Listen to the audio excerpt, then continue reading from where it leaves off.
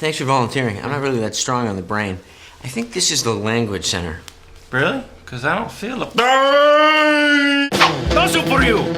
Hey, fellas, what's the good word? I am the king of gay chicken. This is the foreign language center.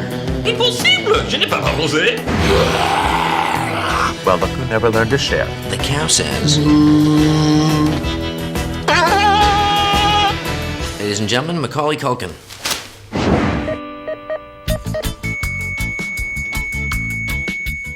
The neat thing about guest stars on Scrubs is that most of them are just friends of ours. Where's Mr. Cookie Pants?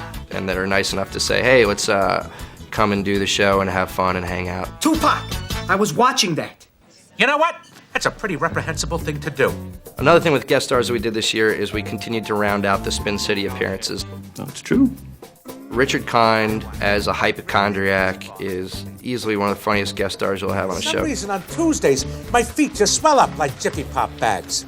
Well, if you'll excuse me, I have a full body scan to take. Barry Bostwick, he plays a husband that doesn't want to talk in front of his wife. And Zach says the word penis, and Barry Bostwick says, whoa, quick pause on the gutter talk. He says to his wife, he says, hell in the hallway. Look, I know. Barry made the decision to wait until she got all the way to the hall and then to Zach Braff. I tell that story because when he did that, for an hour straight, Zach wasn't able to go on without laughing. Wow, it's a giraffe! The show is written by people that truly love TV. So anytime we have an excuse to bring a pop icon from the past on the show, we do. Mr. Sulu? My name is Maureen McCormick. Marcia, please. And this year we did Eric Estrada, that we find out that both Carla and Elliot are huge Ponch fans. Damn, I still got it. Dolphins won again. Here you go. I'm gonna be hearing about this all day. Scott Foley was hilarious and was game for anything, Guys, Elliot and I are in the middle of a marathon game of hide and go seek. If she comes in, you didn't see me.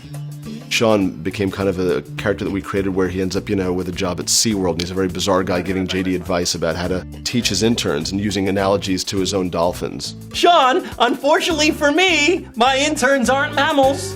JD, they are. We kind of just kept building him up after that. In this third season, we made him this sort of Superman.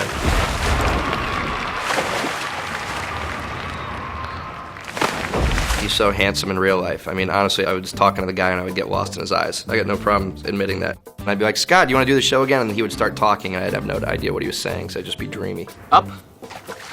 Wow. Can you actually talk to each other? Elliot, come on, he's just a dolphin. Because, Bruce, then she would think I was crazy, that's why. Aw, you okay, little buddy? And the Tara Reid character, we started out as was going to be a clone of JD. She was going to have an internal monologue.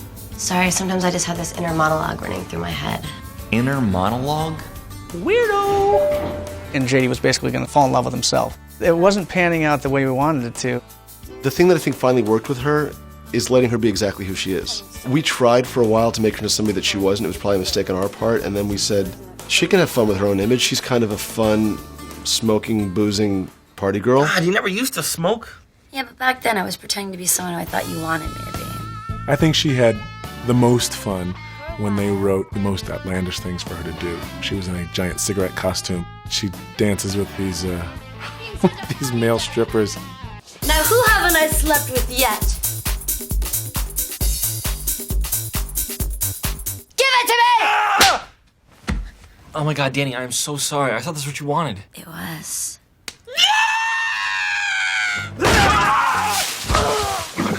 Because he never surprises us. Maybe a little bit? No. Brendan Fraser had been on the show before as Dr. Cox's best friend. Are you still doing the whole kooky guy who brings his camera everywhere thing? Till the day I die. He said, I should come back on the show, but as a dead guy.